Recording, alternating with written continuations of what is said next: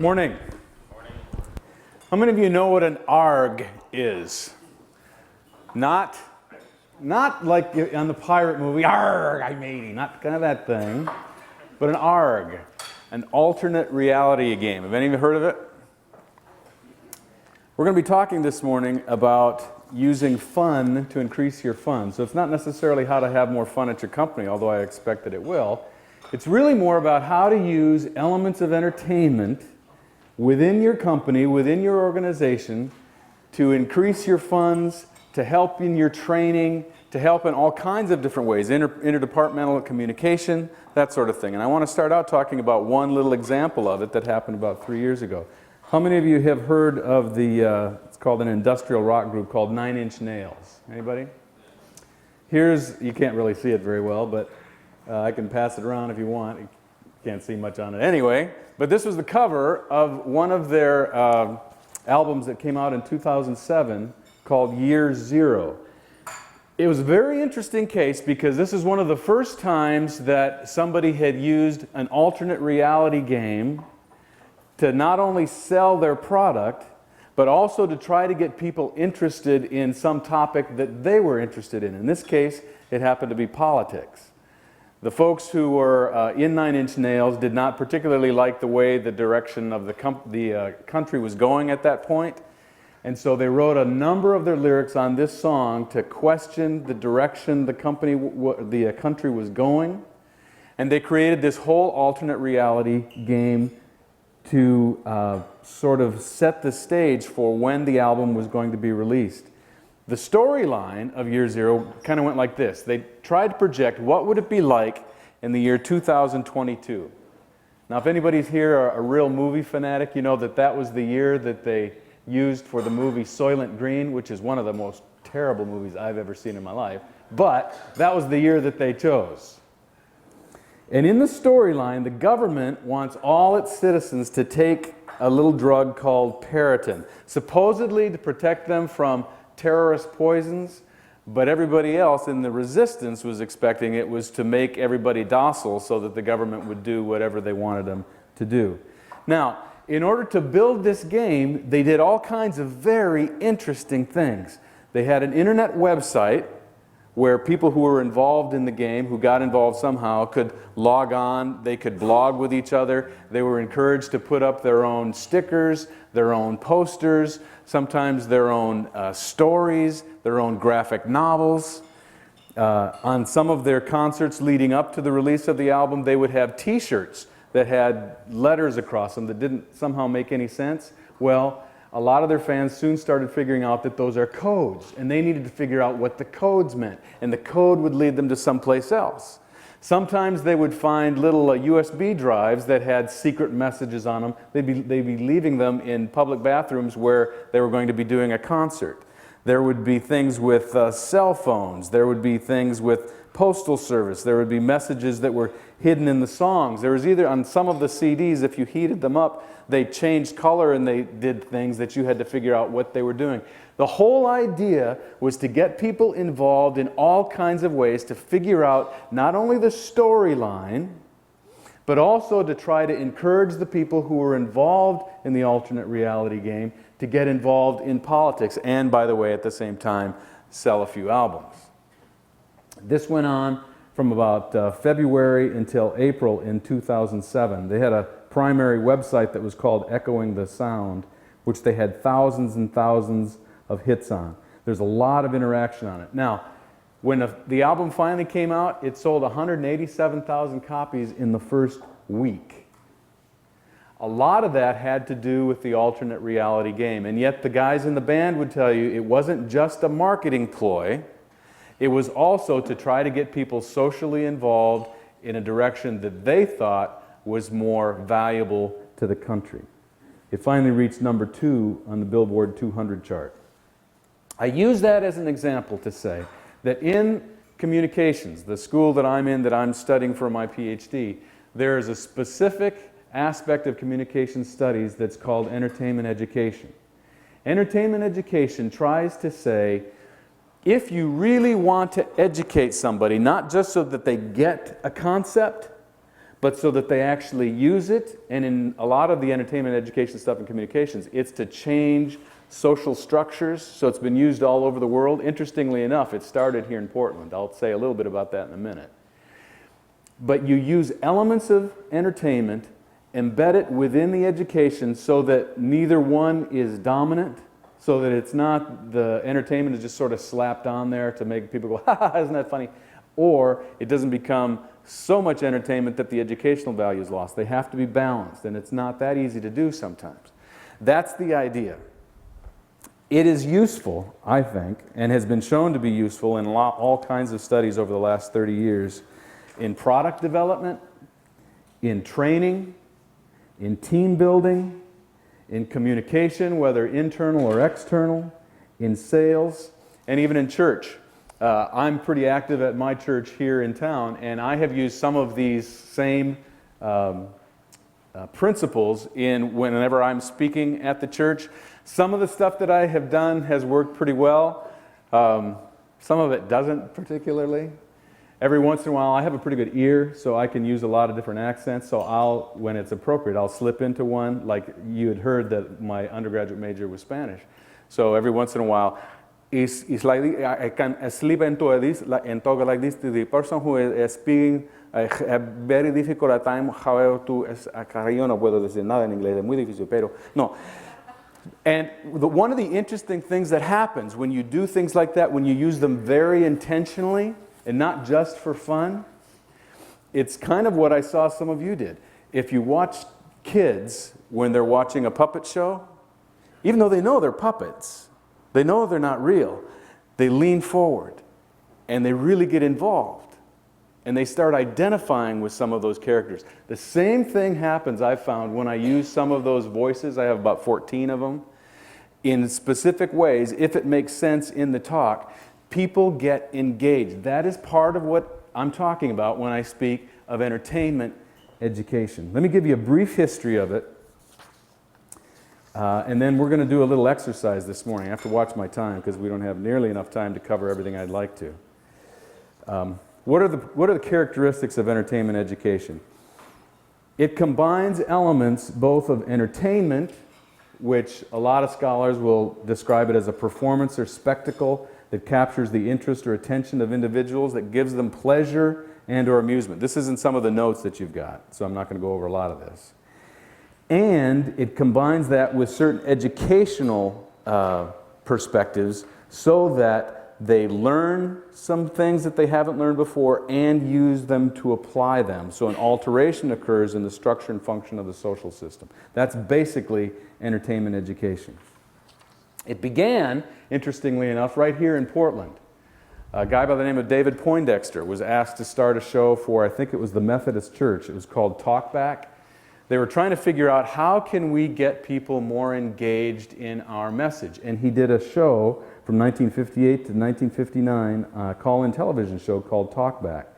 It was so successful that he continued it through the Population Communication Center, and he was there for decades, and as they developed some of these principles of entertainment education, it spread all throughout the world, in Asia, in Africa, in Micronesia, and they have used it in order to try to change certain social values that were hurting large portions of the population. We can get to some of that later if we have time.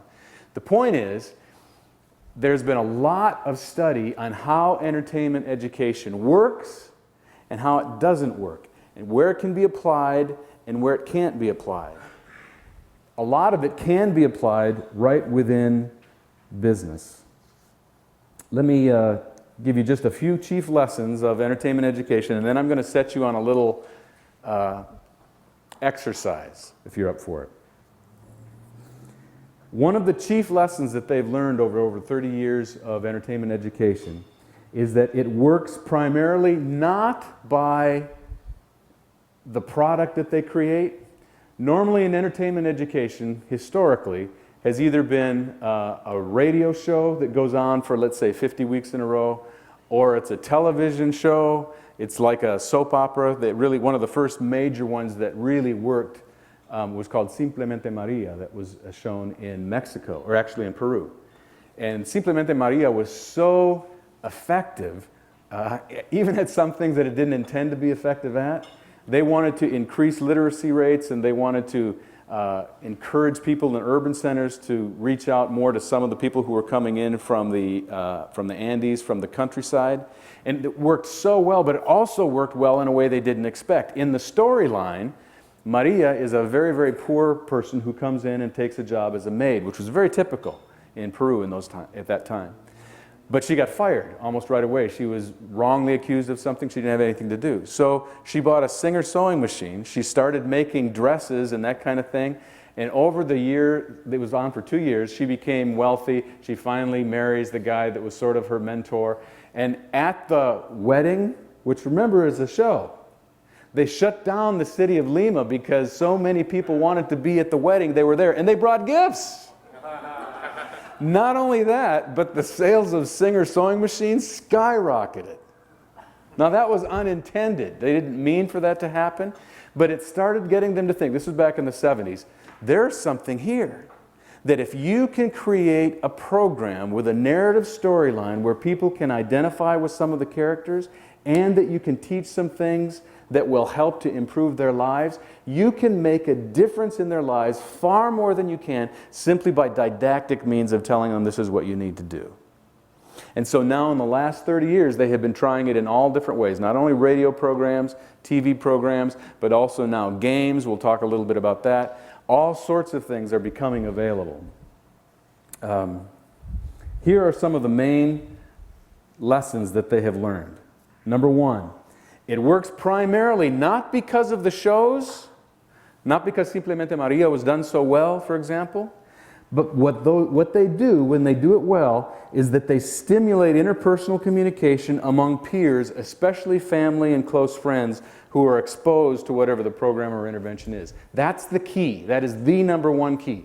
It's not simply that you create this really cool thing that people think is funny or people remember, or they can parrot back to you, here are the main lessons. When it really starts to work is if you can pair that with putting it together in such a way that people start talking to each other about it. Once that happens, now all of a sudden you have a significant increase in change that occurs. That's the first principle. Second, really good entertainment education depends both on formative research and summative research. By that I mean, if you really want this thing to work in whatever avenue you're going to use it, whether it's for social change, or it's in business, or it's in church, or wherever it is, you really need to know who your audience is first, and what they identify with, what their social structure is, how they are going to perceive this. So you start out knowing something. You don't just have this cool idea and say, wouldn't this be cool? A couple of professors of mine who frequently act as consultants were called into this organization that had built what they thought were these really cool DVDs, and nobody was buying them. And they couldn't figure it out. Well, these guys, one who is good in qualitative and one who is good in quantitative research, went in there, and what they discovered was that basically the organization had built these DVDs, which were pretty cool, but they were for the engineers who built them. Nobody else was interested. They built a cool product that nobody wanted. That's what formative research is for. Summative research is on the other end of the thing.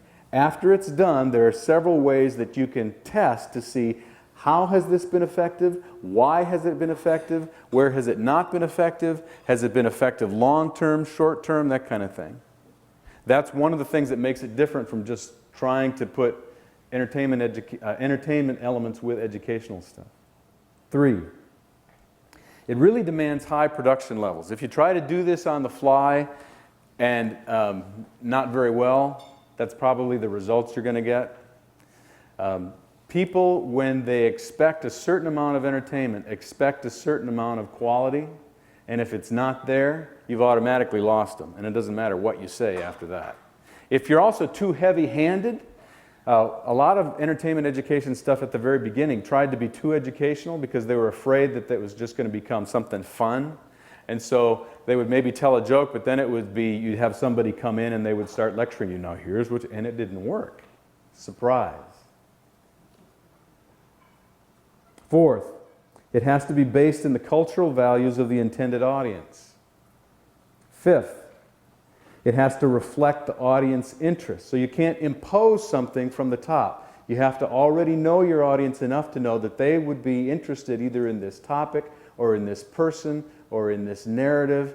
That's when it's going to start to work.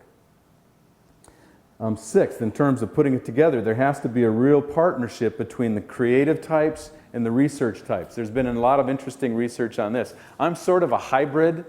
I was involved this last fall in a program here right in the Beaverton City School District where they are trying to get teachers to use more technology in the classroom, and a lot of them are very afraid of it. So what they decided they wanted to do is to put together sort of a drama troupe that would do some comedy stuff that would not make fun of technology, but make it fun and put it together in a way that would start increasing the dialogue among teachers and faculty and staff and that kind of thing. So I came up with a few ideas. I wrote one script, we filmed that. Another script got made from an idea that I had come up with. I was going to bring you that website if you wanted to look at it, and then I forgot, so sorry. One of them, the one that I wrote, the script that I wrote, was a takeoff on American Idol. But the point is, in the Beaverton School District now, students have to meet a certain level of proficiency. And some teachers, because they've gone through this iteration so many times, are sort of tired of it because it always changes. And so they tend to pass along students whether they're proficient or not. And so on our show, we had somebody, a contestant, who was really awful. I mean, just screechingly, howlingly dreck. And they passed him through. And I was Simon Cowell. I wasn't going to be in the video, but they lost a person, so I had to use one of my accents and be Simon Cowell and say, "But he can't sing!" And they didn't care. Well, the idea of that video is to get the teachers talking about what is proficiency, why is it important, why is it not necessarily a good thing to pass people along who aren't proficient, and that sort of thing. Next. Narrative has a real persuasive impact if it's done right. We don't have a lot of time to talk about parasocial interaction, identification, that kind of thing. But if it's done well, what tends to happen, especially if it's built in a narrative structure, is that the audience identifies with certain of the characters. And usually in entertainment education, there are three main types of characters. There's positive role models, there are negative role models, and there are transitional role models. The transitional role models over time go from, "I'm not sure about this," to, "Yes, I can see the point of whatever it is you're trying to teach." They have done an awful lot of studies to show that that formula, if you will, really does work very well in moving people towards a particular point of view, a particular social option, or even in the business community, looking at the ways you do business differently. Like I say, you can use this in training, you can use this in all kinds of ways. It can be very effective if it's done well and if you keep in mind some of these principles. Number 8, choose the most appropriate mass medium to reach the target audience. If you're dealing, for example, in Africa, what do you expect is probably going to be the most effective mass media? Anybody want to guess? What? Oral? Yeah, they do a lot of oral. Cell phones? Cell phones? Not yet. Music they do, but that's not... Think delivery system. Radio. And it's radio because a lot of people can listen to it at once. They're cheap, and a lot of people have them. And so a lot of the study that has been done in education and entertainment for social change has been done on radio programs, whether it be in India or Africa or that kind of thing. And they can be extremely effective, but it's very important to choose what is going to be the most effective mass media to reach whatever audience you want. So in this country, a lot of times radio is not going to be it. It's going to be something else. 9. We could spend a lot of time on this, but I don't want to. I can't. I don't have the time. Animated characters. Very interesting. When animated characters are used in a program, and it doesn't have to be long. It's not like a half-an-hour program or an hour program. It can be a 5-minute program. Once the audience gets used to who the characters are, there's something about animated characters that people identify with, even if they're from different demographic, racial, religious, whatever, different groups. If the characters are done right, people identify with the character in a way they don't with live performers. It's very interesting.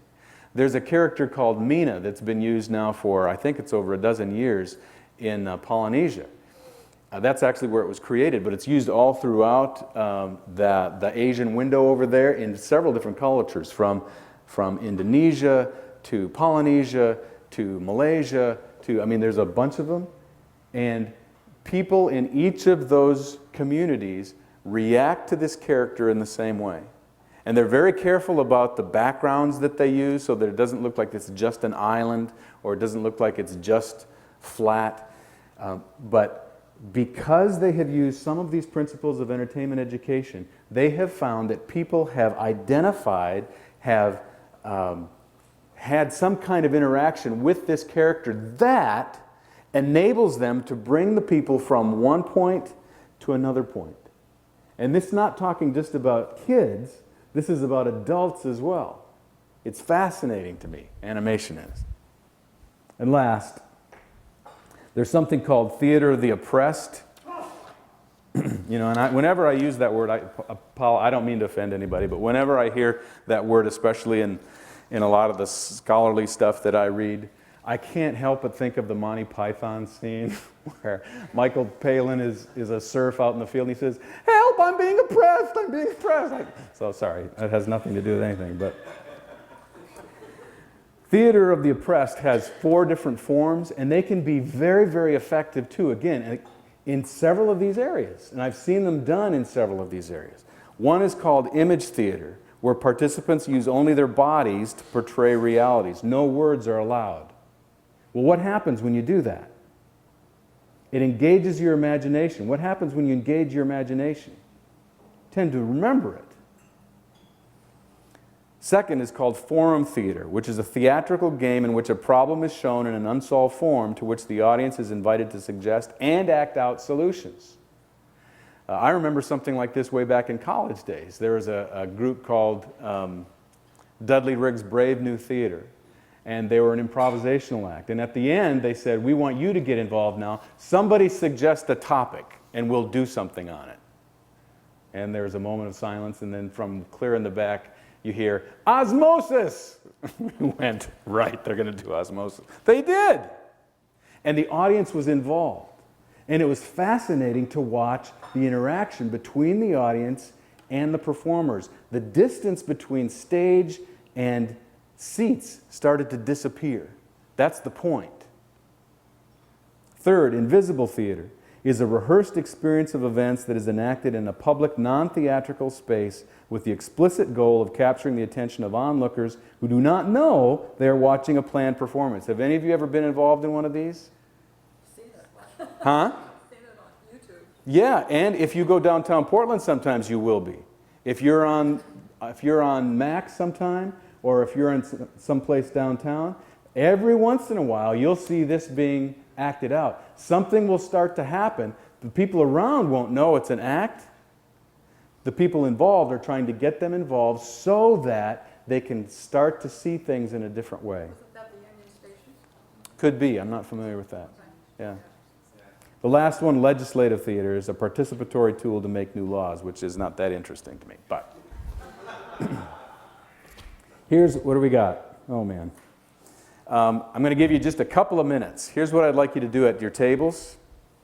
Whatever your business is, whatever your organization is, talk about it briefly. Pick one thing that you think elements of entertainment education could help in. It could be training. It could be sales.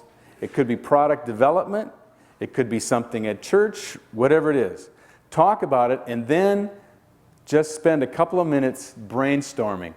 What do you think we could do to bring some of these elements in? In particular, keep in mind the one about it's most effective when you can get people talking afterwards about it, not just laughing at whatever you're doing, but talking about what they've just seen.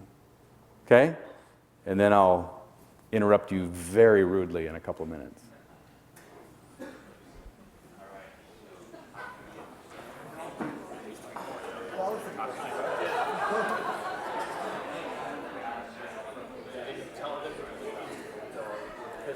Okay, I'd like to bring it back together again, because after all, I am the speaker. I'm real curious though, what kind of scenarios, what kind of projects did you come up with that you thought could use an entertainment education emphasis? Just tell me. Well, for the invisible stage, my company makes automatic external defibrillators, and people are generally afraid to use them and don't know how to use them. So they don't know how to use defibrillators. Right, so we said, okay, we could go to different restaurants, somebody at the table has a cold heart attack. Race and get the defibrillator and save the person. Save the person and give somebody else a real heart attack. That'd be cool. That's great, though. That's excellent thinking. Who else? Well, I was trying to take a demonstration that I always do with the magnetic insoles to get people to understand how much better they could be and feel, and how much more energy they could have, how much more balance they could have. So with magnetic insoles, yeah, okay. It's called a theater where you, like the Union Station thing, and I remember seeing that one, where you do an act out and... Right. What do you call it? Forum theater, in which a problem is shown, audience is involved to suggest and act out solutions. No, that one? The one Invisible theater. is that I don't know, because I don't know Think the... about going in any setting and having a whole group of us do this at the same time, showing how we have more fun, more energy, and feel better. Yeah, so both of you have come up with the theater ideas. Yeah. And that's great. That's from entertainment education, and it can work. Anybody else have something that doesn't involve theater, but maybe some other medium? We were thinking about a YouTube video to promote Business 3.0. YouTube video to promote Business 3.0. Yeah. There's all kinds of applications to it. One of the things that's very interesting to me, one of the reasons I went to Regent in the first place to get my PhD in communication, is that I've been a book editor now since 1984. And not just a book editor, but I also co-write, and I do a lot of other things too in the editorial realm. But I wanted to expand what I do, and especially with what's happening now. I don't know if you're familiar with it, but there are a lot of e-readers that are coming out that really are going to change the way people read, especially the younger generation, but I think us too, in the not too distant future. Kindle is sort of a transitional form, but there are e-readers that are going to be coming out by the end of this year that are about this big, that maybe are a third of an inch thick, that will be color, that will do video, that will be Wi-Fi, that will be wireless, that you can write on and it'll capture your notes on whatever it is. Once that happens, all of a sudden you have a convergent media experience that has never really happened before. It can happen right now on the computer, but it's different because that's static and it's there and people don't tend to use it like they would pick up a book.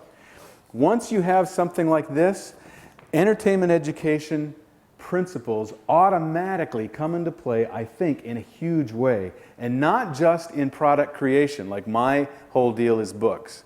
It's in training, it's in sales, it's in all kinds of things. And it's not simply taking a bunch of cool stuff and dumping it in there and seeing what happens. It's trying to figure out what sort of media does the best sort of work in particular contexts with certain audiences. There's a lot of work that needs to be done there yet. I will be going in just a couple of weeks to two different places, one to Albuquerque and one probably back to Nashville. There's two different groups that are looking to create this kind of thing right now, and I've been talking to them. Both of them are Christian groups. One of them wants to build some sort of a kind of a Bible overview. They're calling it the Bible from 30,000 feet, I think. And they have a bunch of media and stuff, and I'm going there to try to help them understand, here's how maybe some of this stuff would work. The other one is with a book by Max Lucado. Maybe some of you may know him. He's done a book that's kind of a departure for him. He was in Ethiopia and working with World Vision and seeing the poverty there, and he wrote a book called Outlive Your Life, which is essentially about we need to get out in our communities, help people who are hurting, whether it's in our communities or overseas or whatever. And they want to make that their first 2.0 book. I just got a note from a publisher friend of mine the other day. This stuff is coming faster now than anybody thinks. Have you heard of novelist David Baldacci? Anybody know him? This was just released this week. Grand Central Publishing, a division of Hachette Book Group, announced today that they will release the first of its kind enriched ebook, that's what they're calling them, of #1 best-selling novelist David Baldacci's forthcoming novel, Deliver Us from Evil, to coincide with the hardcover publication on April 20th. This digitally enhanced product signals the future of electronic book publishing.